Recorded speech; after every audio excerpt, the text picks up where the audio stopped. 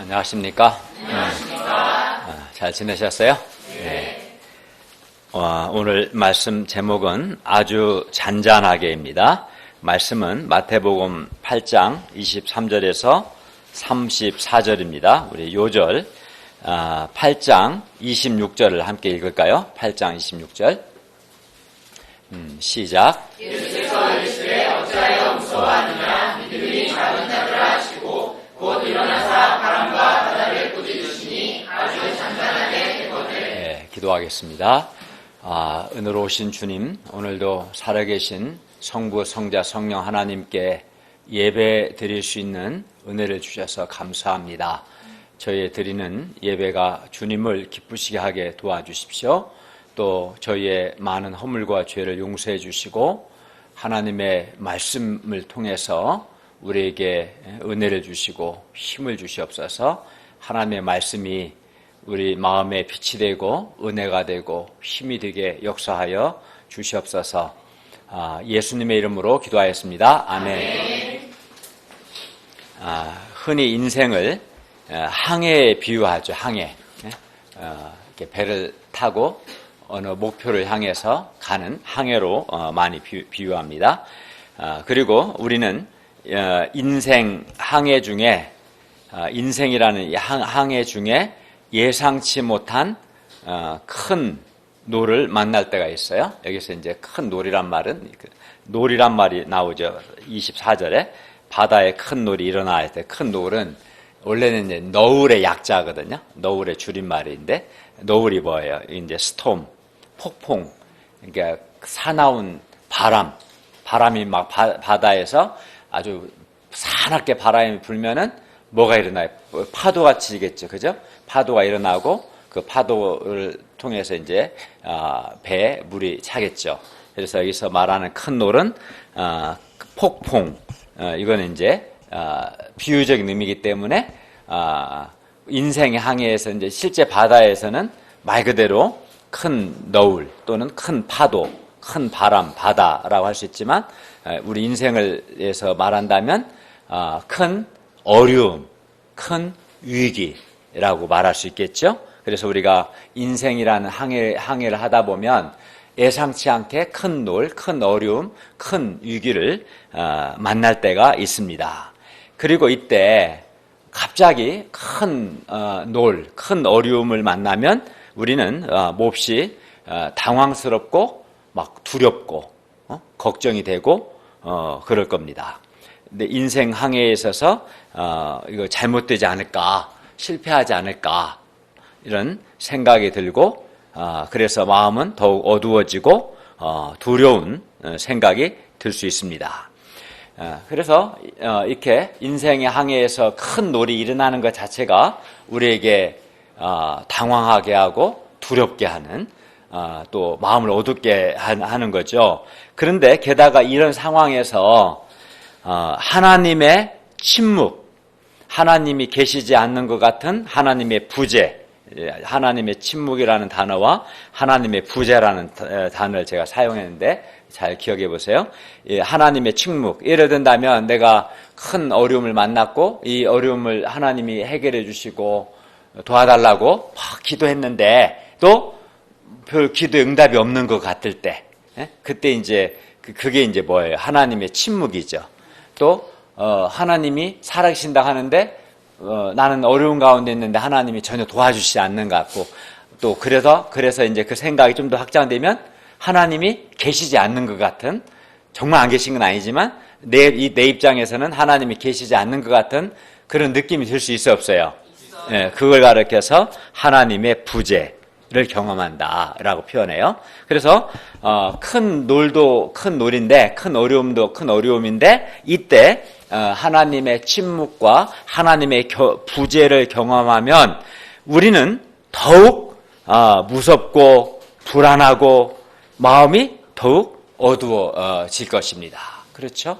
그러니까 외부에 나타난 큰 놀, 큰 어려움 때문에도 힘든데 그때 막 기도하고 하나님 도와달라 했는데 마치 하나님은 아무런 응답도 안 하고 계시지 않는 것 같은 하나님의 침묵과 부재를 경험하면 더욱 힘들겠죠. 그러면 이때 어떻게 합니까? 우리가 인생이라는 항해를 하다 보면 원하든 원하지 않죠, 솔직히. 누가 큰 노를 만나기를 원하겠어요? 누가 갑작스럽게 큰 내가 컨트롤할 수 없는, 내가 제어할 수 없는 큰 어려움, 큰 위기를 만나는 걸 원하는 사람 없겠지요. 그렇지만 인생이라는 항해에서는 누구나 큰 놀, 즉 큰 어려움, 큰 위기를 몇 번은 만날 수밖에 없어요. 또 그런데 그때 또 마치 하나님은 나를 안 도와주시는 것 같은 하나님의 침묵과 하나님의 부재를 경험할 때가 있는데, 그럼 이때 우리가 어떻게 해야 할까요? 이때 어떻게 해야 인생이라는 항해에서 큰 노를 만났을지라도 우리가 당황하지 않고 또는 어두움에 빠지지 않고 성공적으로 인생의 항해를 할 수 있을까요? 오히려 큰 큰 위기 앞에서 또 오히려 놀라운 구원을, 하나님의 구원을 경험하는 믿음의 큰 승리를, 그러니까 위기가 기회가 되는, 어떻게 하면 이러한 승리를 할 수 있을까? 오늘 말씀을 통해서 배울 수 있기를 바랍니다. 제1장 바람과 바다를 아주 잔잔하게 하신 예수님, 23절에서 27절 말씀입니다. 그러면 23절과 24절을 보세요. 예수님께서 배에 오르심에 제자들이 따랐습니다. 그런데 배를 타고 가는 도중 갑자기 갈릴리 바다에 큰 폭풍이 일어나 배가 물결에 덮이게 되었습니다. 여기서 큰 놀은 이미 말씀드린 것처럼 아주 사나운 바람과 그 바람으로 인한 파도를 가리킵니다.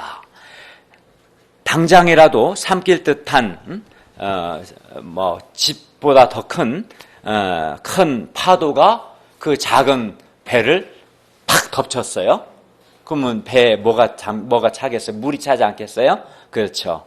아무런 예고도 없이 갑작스럽게 불어닥친 큰 노을 앞에서 제자들은 아마 몹시 당황하고 두려웠을 겁니다.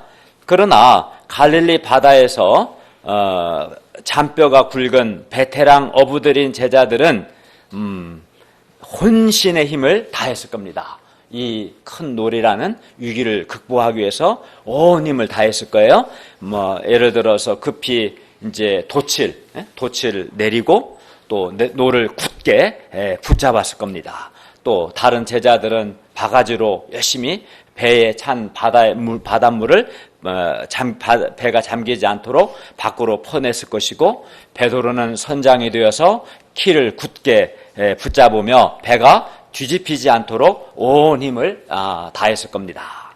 그러나 한번 일기 시작한 이 큰 노을, 즉 사나운 바람과 큰 파도는 조금도 수그러들지 않았고 사나운 물결이 더욱 거세게 그들의 배를 덮쳤습니다. 제자들이 자기들의 모든 지혜와 또 지금까지 20여 년, 10여 년의 모든 경험과 또 최선의 노력을 다 해보았지만 갑자기 이 불어닥친 이 사나운 바람과 파도 앞에서 그들은 속수무책이었습니다. 그들이라고 해서 그냥 물에 잠겨 세월호처럼 그런 일을 당하고 싶겠습니까? 그렇지 않으려고 얼마나 노력했겠어요. 그들로서는 할 수 있는 모든 최선의 노력을 다 한 거예요. 그러나 어떻게 할 수가 없었어요. 누가 봐도 배는 이제 침몰의 위기에 처했습니다. 어떤 사람은 예수님을 따르면, 내가 예수님을 믿고 예수님을 따르면 어려움도 없고 또 문제도 없고 형통하기를 바랍니다. 예수 믿으면 모든 게 잘 되기를 바랍니다. 그러나 오늘 본문을 보면 꼭 그런 것은 아닙니다. 그렇지 않습니다. 예수님을 믿고 따르는데도 또 여기서는 예수님이 바다를 건너가라고 말씀하셔서 지금 건너가는 중이에요. 제자들은 잘못한 게 없어요. 오히려 예수님 말씀에 순종한 것밖에 없어요. 불순종해서 가는 게 아니라 도리어 순종했어요.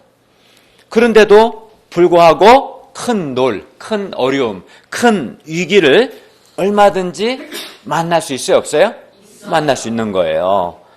예를 들어서 경제적인 어려움이라는 큰 노를 우리가 만날 수도 있고, 또 질병이라는 큰 노를 우리가 만날 수도 있고, 또 환란이라는 가정의 환란이라는 큰 어려움, 큰 노를 만날 수도 있습니다. 또는 갑자기 실직이나 또는 사업 실패라는 큰 노를 우리가 만날 수도 있습니다. 그러나 예수님을 따르는 그 길은 예수님께서 함께 하시기 때문에 근본적으로는 안전합니다. 그러니까 큰 놀이 있어요. 그렇지만 근본적으로는 안전한 거예요.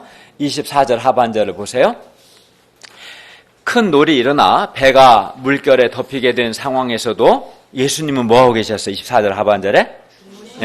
예수님은 주무시고 계셨습니다. 예수님은 불면증이 없었어요.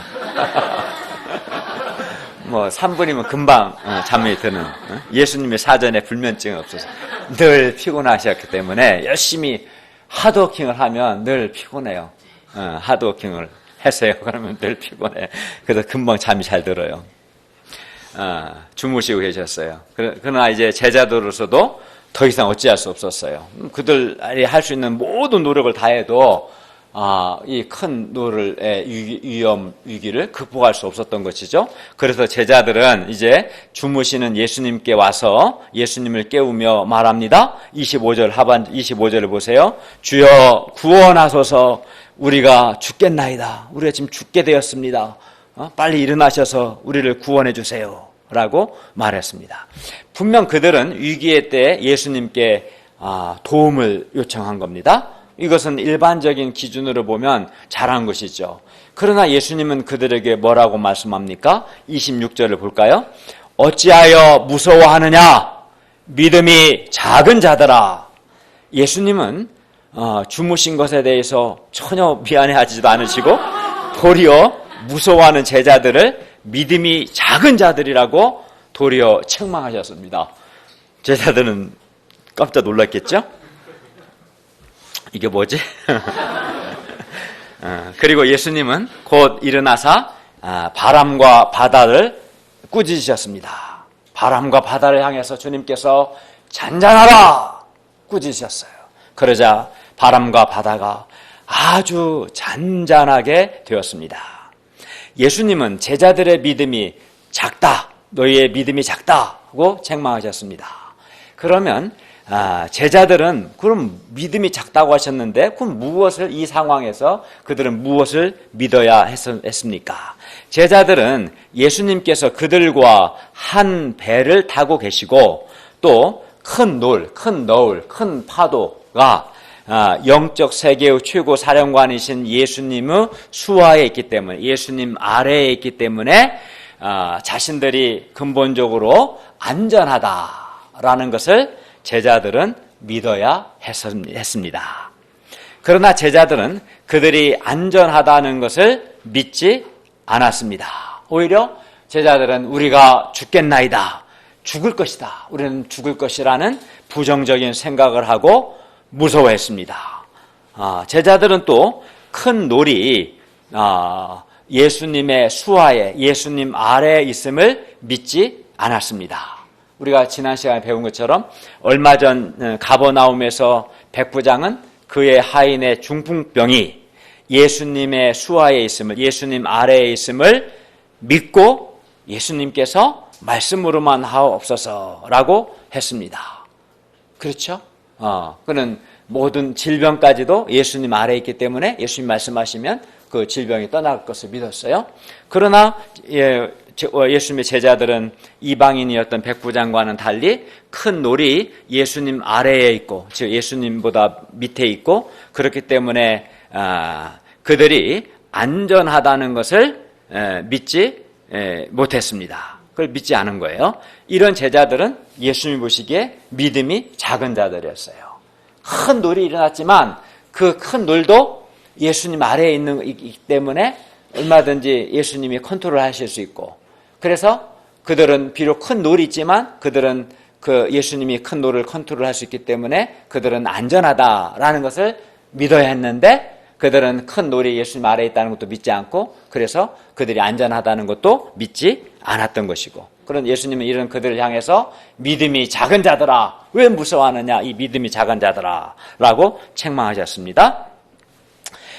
제자들은 큰 놀, 곧 사나운 바람과 바다만을 바라보고 자기들이 죽게 되었다고 생각했고 죽음을 무서워했습니다.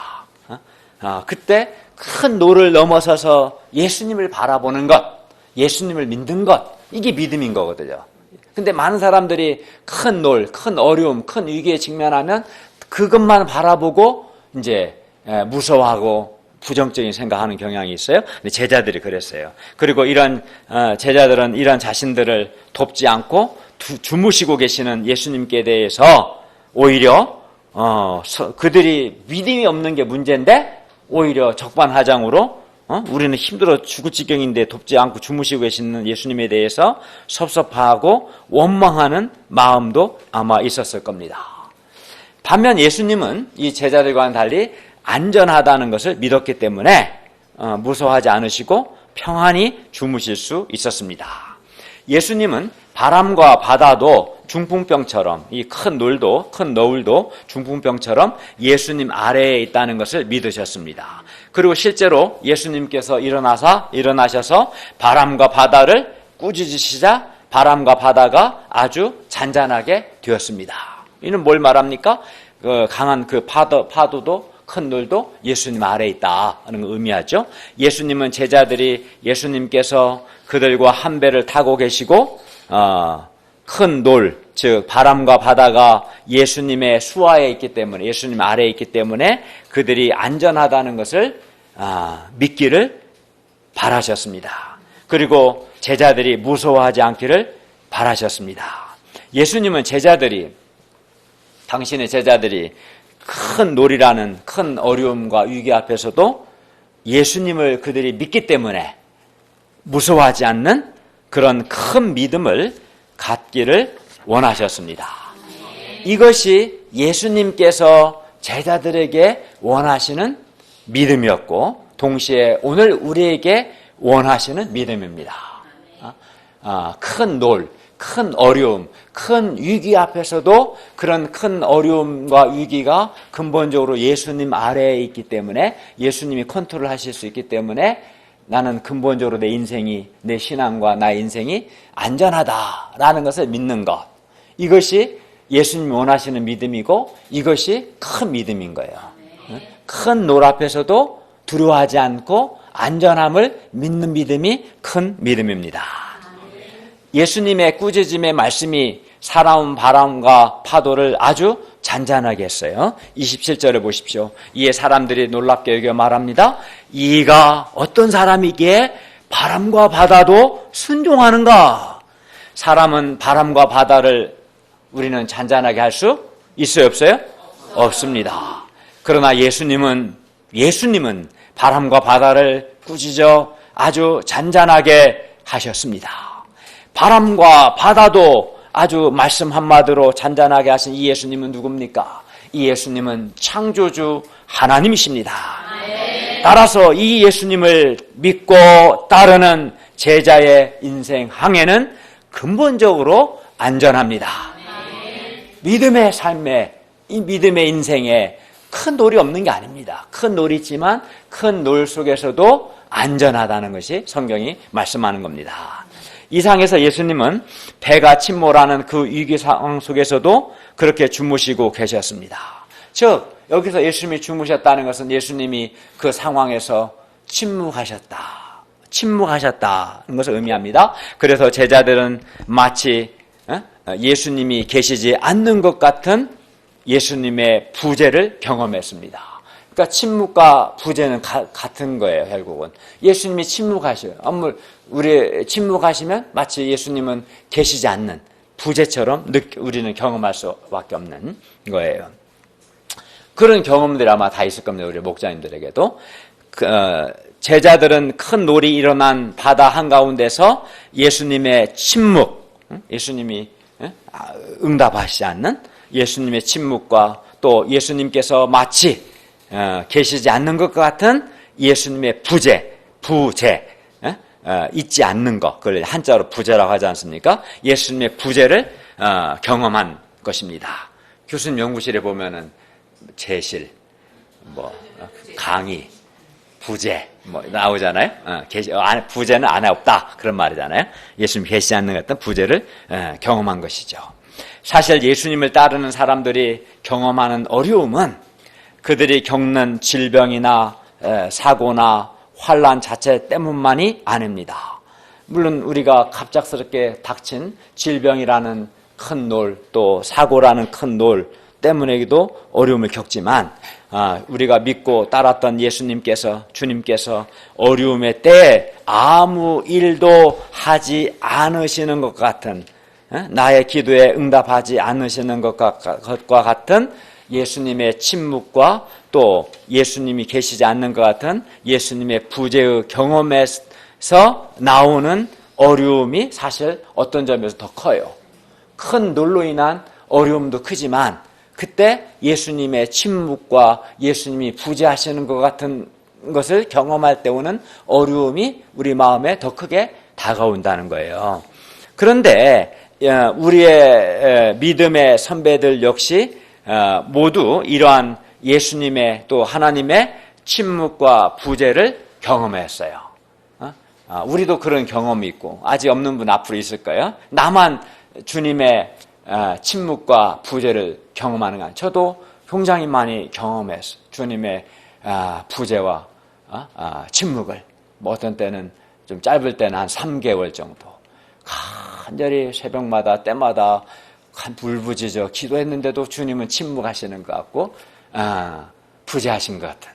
그러나 저는 이제 지금도 잊지 못하는데 1994년 11월 4일인가 7일날 새벽에 그 침묵을 깨고 놀랍도록 나에게 임하셨고 놀라운 구원을 베푸셨는데, 그런 우리가 신앙생활 하다 보면 주님의 침묵과 부재를 경험하죠. 시편의 저자들 역시 이런 하나님의 부재, 하나님의 침묵을 경험하며 탄식했어요. 그 훌륭한 다윗도 그러했어요. 그래서 시편 22편 2절은 이런 말씀이 있습니다. 내 하나님이여, 내가 낮에도 부르짖고 밤에도 잠잠하지 아니하오나 응답하지 아니하시나이다. 막 낮에도 밤에도 하나님께 부르짖어 도움을 요청하는데도 하나님은 응답하지 않는다. 이렇게 막 고백한 거예요. 또 시편 28편 1절도 보면 여호와여, 내가 주께 부르짖어오니 나의 반석이여, 내게 귀를 막지 마소서.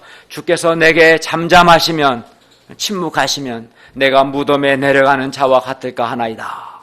또 내가 찬양하는 하나님이여, 잠잠하지 마옵소서.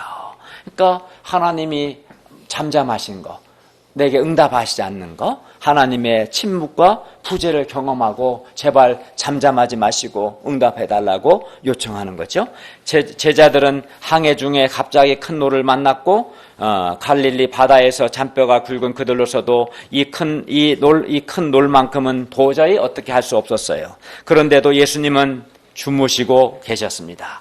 제자들은 이 상황에서 예수님의 침묵과 예수님이 계시지 않는 것 같은 예수님의 부재를 경험한 겁니다.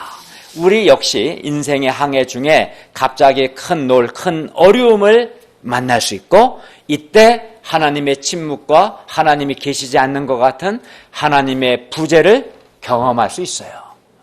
그게 이상한 게 아니에요. 오히려 그게 정상적인 거예요.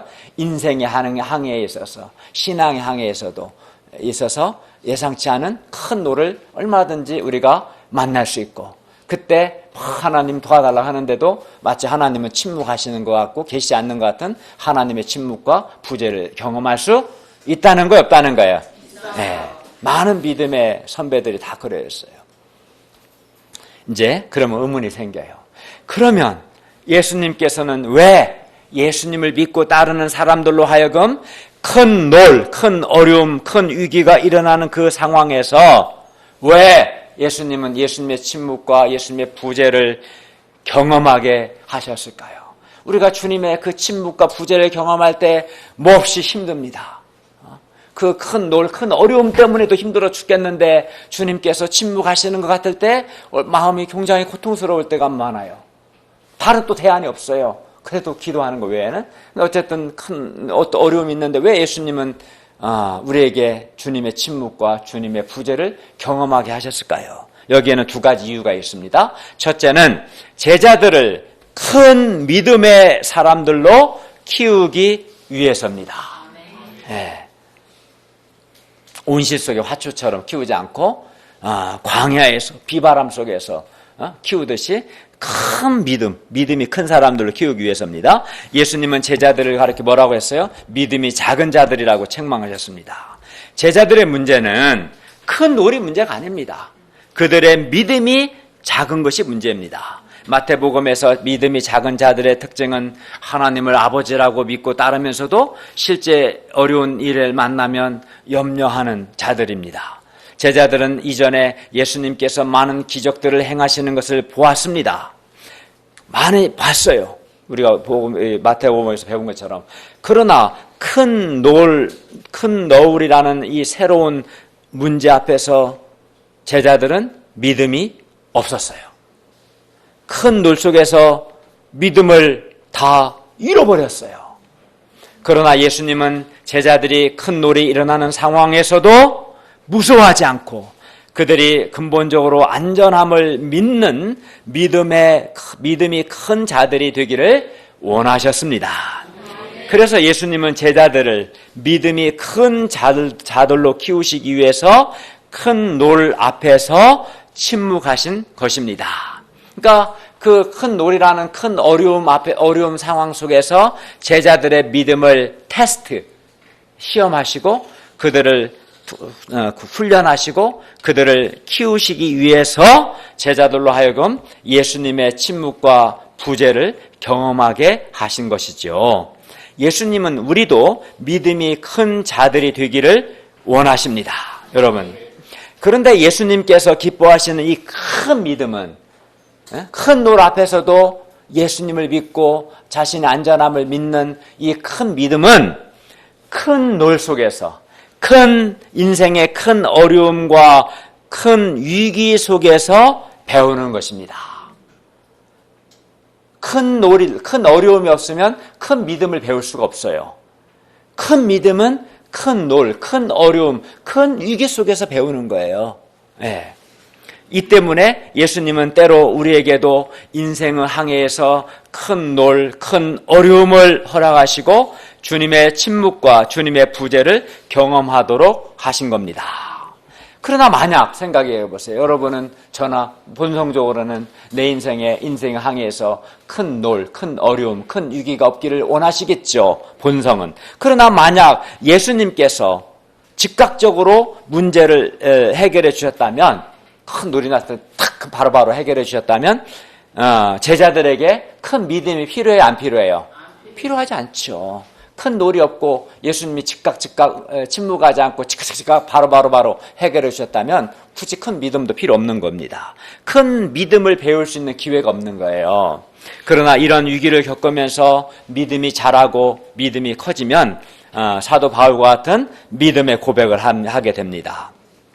내가 확신하노니 사망이나 생명이나 천사들이나 권세자들이나 현재일이나 장래일이나 능력이나 높음이나 깊음이나 다른 어떤 피조물이라도 우리를 우리 주 예수 그리스도 안에 있는 하나님의 사랑에서 끊을 수 없으리라. 사도 바울은 그 인생의 큰 여러 종류의 어려움 속에서 이 하나님의 사랑에 대한 확신을 체험했던 거죠. 본문에서 제자들은 주님의 부재를 경험했지만, 침묵을 경험했지만 사실 주님은 항상 그들 곁에 계셨습니다. 주님께서 어디 가신 것이 아니었습니다. 그리고 그들 가운데서 일하셨습니다.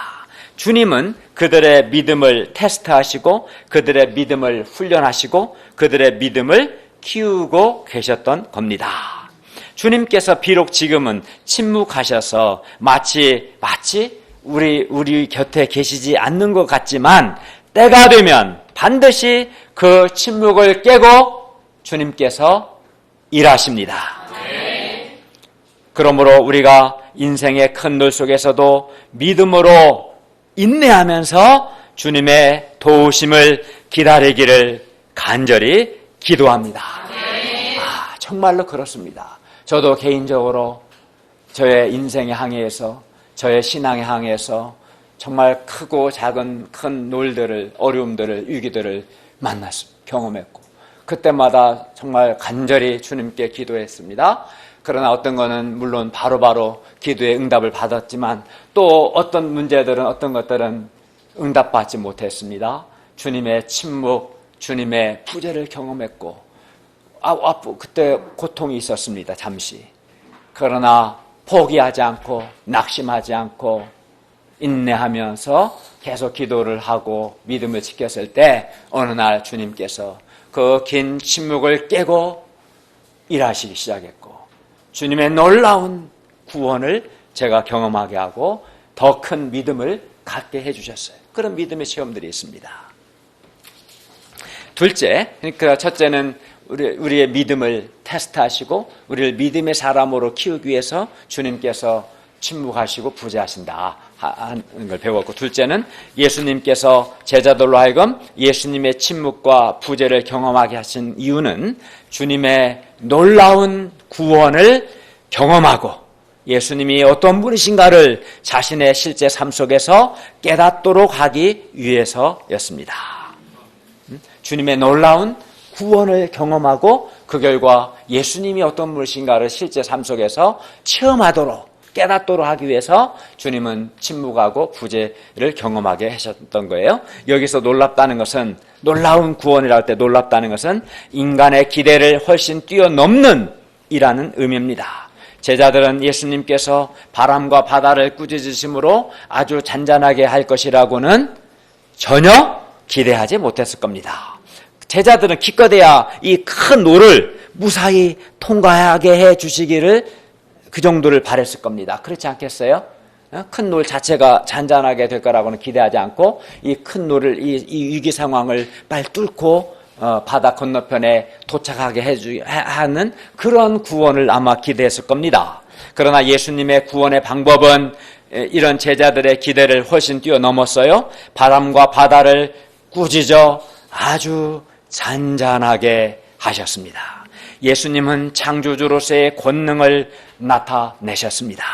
이를 통해 볼 때 주님께서 자기를 따르는 자들에게 주님의 침묵과 부재를 경험하게 하신 것은 그들로 하여금 주님의 놀라운 구원을 경험하게 하심으로 그들의 실제 삶 속에서 예수님을 창조주 하나님으로 깨닫도록 하기 위함임을 우리가 알 수 있습니다. 주님의 침묵과 주님의 부재 앞에서 우리는 당혹스럽습니다. 무섭습니다. 마음이 어두워집니다. 그래서 주님의 침묵과 부재는 우리에게 믿음의 테스트가 되는 것이죠. 예수님을 따르는 사람들의 믿음은, 우리의 믿음은 늘 시험을 받습니다. 테스트를 받습니다. 학교만 중간고사, 기말고사 있는 게 아닙니다. 학교 시험은 오히려 딱 정해져서 예측 가능합니다. 선생님이 시험 범위도 미리 다 알려주고 중간고사, 기말고사 날짜도 다 있어요. 그래도 불성실한 애들은 공부를 안 해요. 다 알려주고 하는데도 왜 안 할까? 참 이해할 수 없는 일이죠. 그러나 주님의 믿음의 테스트는 알려주지 않아요.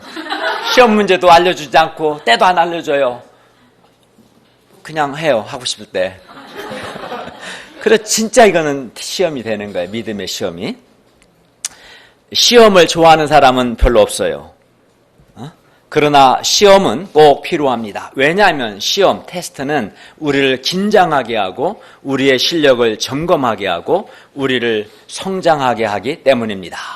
그래서 주님은 우리의 인생 항해 중에서도 큰 놀이 일어나는 것을 허락하시고 주님의 침묵과 부재를 경험하게 하심으로 우리로 믿음의 시험을 받게 하십니다. 이때 우리는 어떻게 합니까? 이때 우리는 주님을 믿고 인내해야 합니다. 그러면 반드시 구원의 날이 올 것입니다. 주님의 그때 주님을 믿고 인내하면 그때 주님의 놀라운 구원을 경험하게 될 것입니다.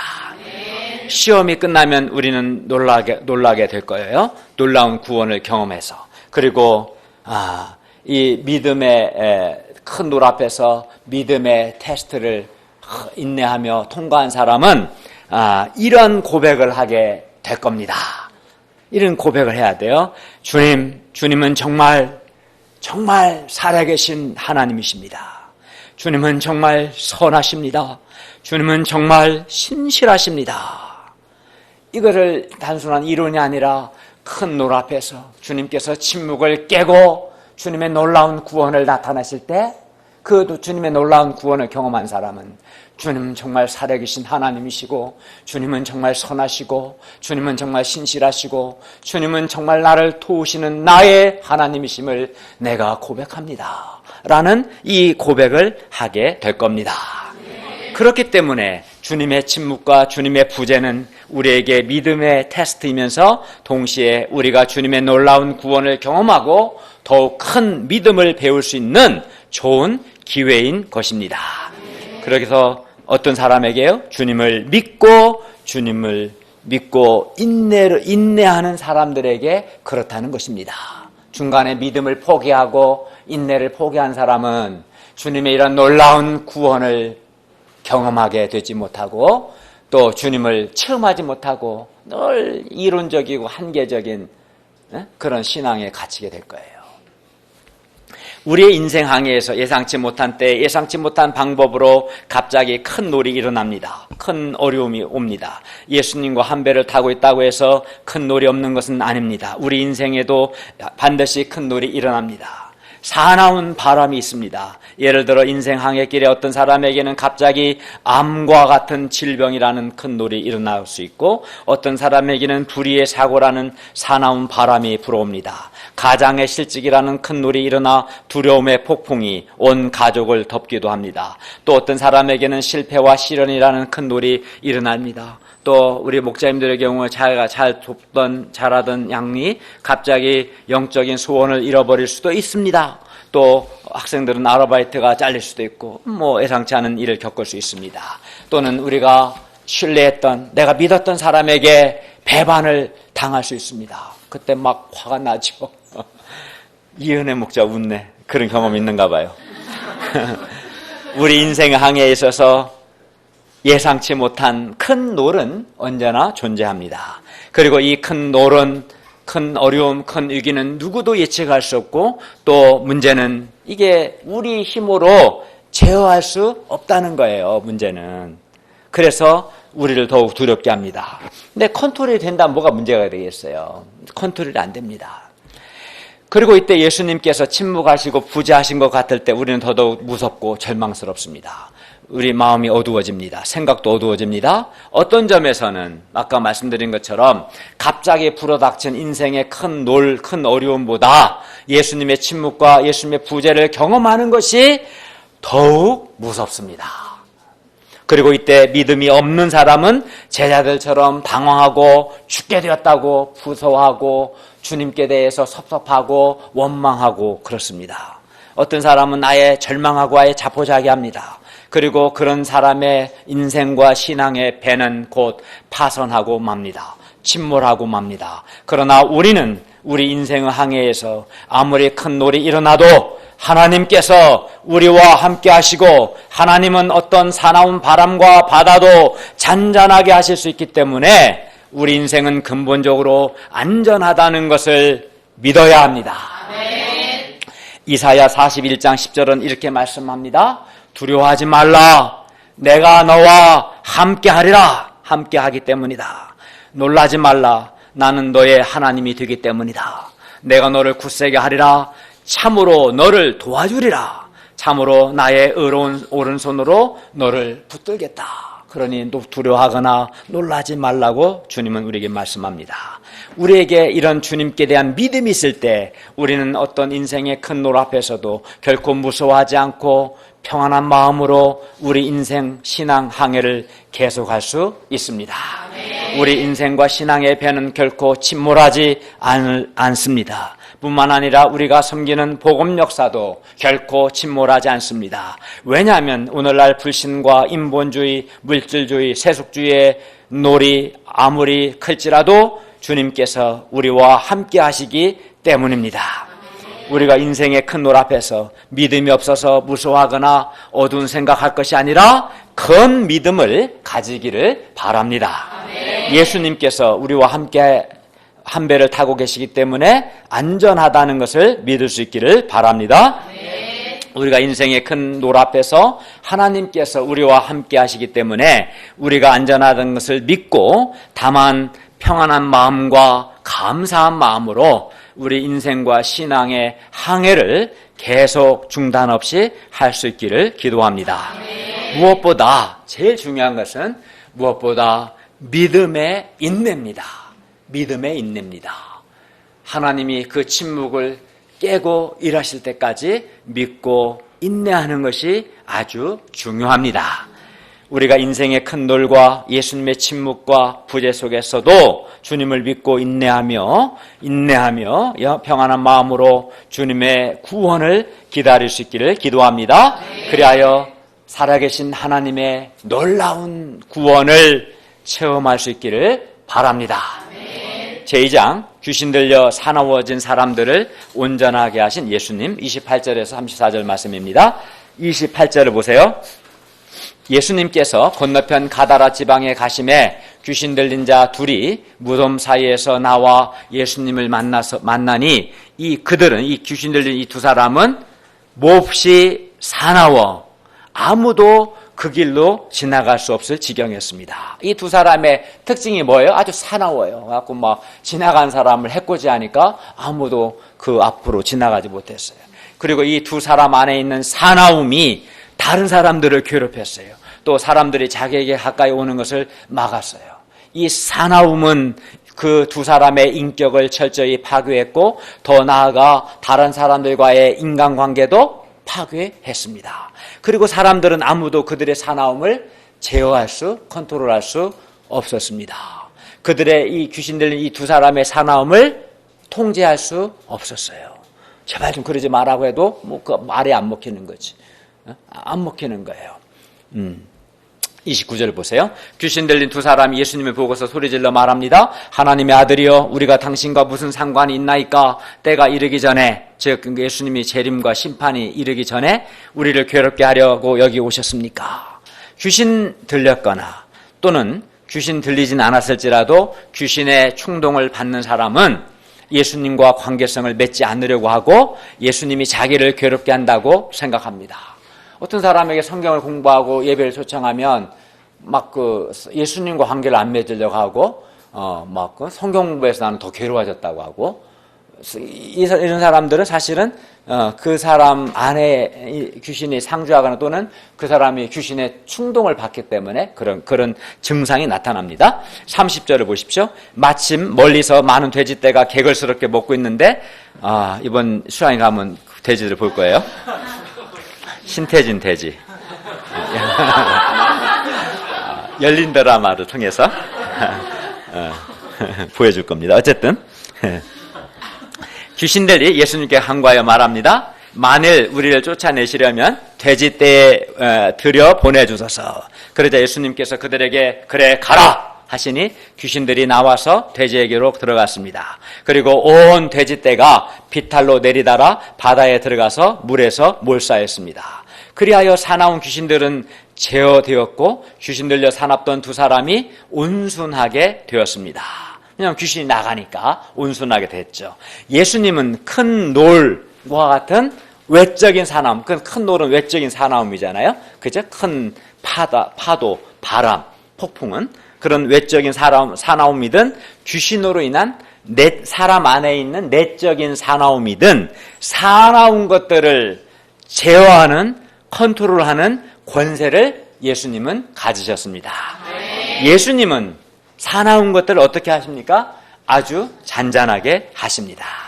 그런데 사나움은 특별한 사람들만의 것은 아닙니다. 아주 평범한 사람의 마음속에도 사나움이 있습니다. 또 사나움의 원인은 아주 다양합니다.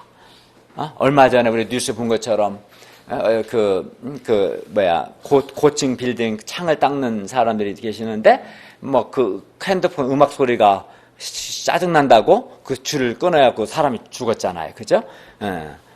사람들에게 받은 상처 때문에 사나워지는 경우도 있고요. 사나움, 왜 어떻게 사나워지는가? 또는 사나운 환경에 영향을 받아서 사나워질 수도 있고, 또는 미움, 시기심, 분노 때문에 사나워질 수도 있습니다. 그런데 사나움의 배후에는 근본적으로 귀신이 있어요. 악한 영인 귀신이 있습니다. 본문을 보면 두 사람이 심히 사나워지게 된 것은 그들의 귀신 들렸기 때문에 그렇습니다. 귀신의 지배를 받았기 때문에 그들은 사나웠던 것이죠. 우리는 먼저 이 귀신의 정체에 대해서 알아야 합니다. 귀신은 한마디로 악한 영입니다. 귀신은 본래 천사였어요. 그런데 일부 천사들이 하나님과 같이 되고자 교만해져서 하나님께 반역을 했는데 이 하나님께 반역한 천사들의 우두머리를 가리켜서 우리가 흔히 사탄 또는 마귀라고 부르고요. 그 나머지 천사들을 가리켜서 귀신이라고 부릅니다. 따라서 이 귀신은 천사였는데 하나님께 범죄하고 타락한 천사요. 동시에 또 이건 영이기 때문에 악한 영이라고 부릅니다. 그리고 이 악한 영, 귀신에게 사로잡힐 때 사람이 어떻게 돼요? 사나워져요. 폭력적이 됩니다. 본문에 귀신 들린 상태는 귀신이 그 사람 안에 늘 거주하고 있기 때문에 거주하고 있는 상태입니다. 그러나 악한 영이 이렇게 사람 속에 상주하고 있지는 않지만 상주하는 경우는 아주 드물어요. 그런 사람은 우리 여기 예배 올지도 못하겠죠. 그러나 때때로 사람들에게 충동질을 하는 경우는 아주 많습니다. 그러니까 귀신이 상주는 안 해도 우리가 때때로 귀신의 충동을 받을 수는 있어요. 얼마든지. 그래서 우리가 귀신 들린 것은 아니지만 우리도 악한 영의 충동을 받을 때가 있어요. 특히 미움이나 분노를 회개하지 않을 때, 또는 더러운 정욕에 사로잡혀 있을 때, 또는 감사하지 않고 원망하고 불평할 때, 주로 죄를 회개하지 않을 때 악한 영이, 귀신이 우리를 충동합니다. 물론 정반대로 우리가 죄를 회개하고 하나님께 순종하면 귀신의 충동을 받는 게 아니라 성령의 지배를 받고 더 나아가 성령의 충만함을 받을 수 있어요. 제일 좋은 상태는 성령 충만함이에요. 그것의 정반대편에 있는 게 귀신 들린 상태예요. 또는 성령의 인도함을 받는 거, 또는 그 반대편은 귀신의 충동을 받는. 세상 사람 두 종류밖에 없어요. 네. 성령의 인도함을 받고 성령 충만함은 아주 좋은 거죠. 근데 이 사람들은 주로 회개치 않는 자들이 귀신의 충동을 받거나 귀신 들리게 돼요. 그리고 우리가 악한 영의 충동을 받을 때 우리는 사나워지고 외부를 향해서 그 사나움을 드러냅니다. 미움이나 분노의 감정을 외부로 표출하기도 하고, 또는 언어적인 폭력이든 물리적인 폭력이든 이 사나움이 폭력적인 현상으로 나타납니다. 그리고 사나움은 자신도 괴롭게 하고, 사나움은 자기 영혼도 괴로워요. 거칠어지고, 그리고 다른 사람도 괴롭게 합니다. 사나움은 주위 사람들에게 상처를 줍니다. 부모의 사나움이 자녀들에게 상처를 줍니다. 부모의 사나움 폭력에 시달린 아이들은 정상적으로 성장하지 못하고 그 마음에 미움과 분노가 쌓이고 반발적이 되고 그 자신도 사나워지게 됩니다. 그리고 그 사나움이 물리적인 폭력, 심한 경우에는 살인, 의료까지 발전할 수 있어요. 그런데 우리 주변을 보면 겉으로는 온순해 보이는 사람들 속에도 사나움이 있음을 알 수 있습니다. 정도 차이는 있지만 사람들 속에는 혈기, 미움, 분노, 반발심 등의 뭐가 있어요? 사나움이 있어요. 그리고 사람들은 자신의 사나움을 다양한 형태로 표출해요. 어떤 사람은 문을 기분 나쁘면 어때요? 세게 팍 닫아버리죠. 그렇게 문을 세게 닫아버리는 걸 통해 자신의 사나움을 표현하기도 하고, 어떤 사람은 막 주먹으로 벽을 세게 때림으로써 자신의 사나움을 표현합니다. 아니면 이제 오락기계를 이제 때려야 합법적으로 때릴 수 있으니까 그렇게 자신의 사나움을 표현할 수도 있어요.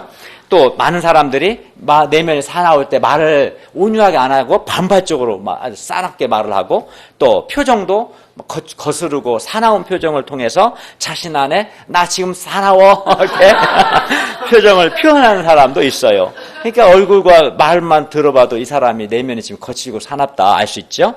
그런데 우리는 이 사나움의 세력을 반드시 다스려야 합니다.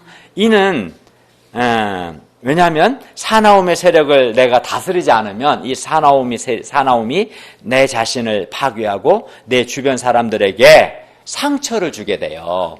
그리고 이 사나움은 인간관계를 다 파괴시켜버려요. 더 나아가 우리 사회를 파괴시키기 때문에 이 사나움을 반드시 다스려야 합니다. 그러면 우리가 어떻게 이 사나움을 다스릴 수 있을까요? 어떻게?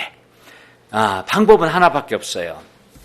먼저는 내 안에 있는 죄를 회개하고 귀신보다 더 강하신 하나님의 다스림을 받아야 돼요. 죄를 회개하고 하나님의 다스림, 하나님의 통치를 받을 때 사나움이 사라집니다. 사람이 귀신의 충동을 받는 것은 대개의 경우 그 사람 안에 귀신을 끌어들이는, 악한 영을 끌어들이는 요소가 있기 때문에 그렇습니다. 남 탓할 것이 아니에요. 예를 들어 미움과 분노, 시기심을 회개하지 않거나 더러운 정욕을 회개하지 않을 때, 또는 교만할 때, 또는 감사하지 않고 원망하고 불평할 때 귀신의 지배 또는 귀신의 충동을 받습니다. 악한 영의 충동을 받습니다. 그리고 사나워집니다. 그 결과 예를 들어서 가인이, 창세기에 나온 가인이 동생 아벨에 대한 시기심이 있었는데 그 시기심을 회개하지 않았을 때 악한 영의 충동을 받아서 결국은 동생 아벨을 죽였습니다. 사울이 다윗에 대한 시기심과 미움을 회개하지 않았을 때 악한 영이 들렸어요.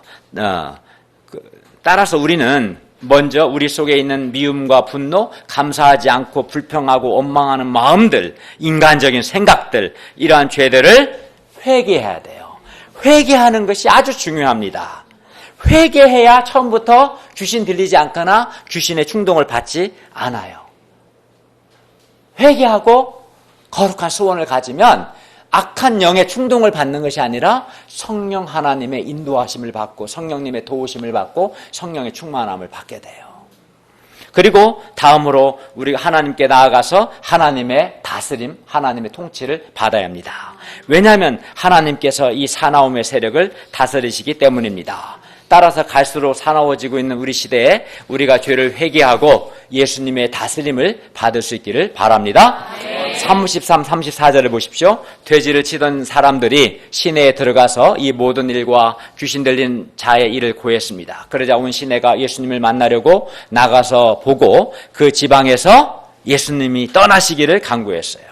그 지방에 귀신 들린 사람이 아마 몇 사람이 더 있었는데 예수님이 그들까지도 도와주신다면 그 지방에 남아날 돼지가 없게 되어 그들의 축산업이 다 망하게 될 것 같았기 때문에 그랬습니다. 그들은 두 청년이 귀신의 세력에서 놓여서 사람답게 살게 된 것보다도 잃어버린 돼지떼가 더 아까웠어요. 이 참으로 돼지 같은 자들이었어요. 이들은 귀신을 쫓아내고 귀신 들린 사나워진 사람들을 구원하신 예수님의 큰 역사를 경험하고도 예수님을 배척했어요. 어떤 사람은 내가 기적을 보면 예수 믿겠다 하는데 전혀 그렇지 않습니다. 오늘 본문을 보세요. 이들은 기적을 체험했어요. 그러나 기적을 본다고 해서 예수님을 믿는 것은 아닙니다. 오히려 기적을 보고 예수님을 더 배척했어요. 오늘날도 본문의 이 사람들처럼 돈이 아까워서 예수님을 배척하고 또 돈 벌려고 예배도 드리지 않고 하나님을 섬기지 않는 사람들, 그렇기 때문에 악한 영의 지배를 받아 더욱 사나워지는 사람들이 있습니다.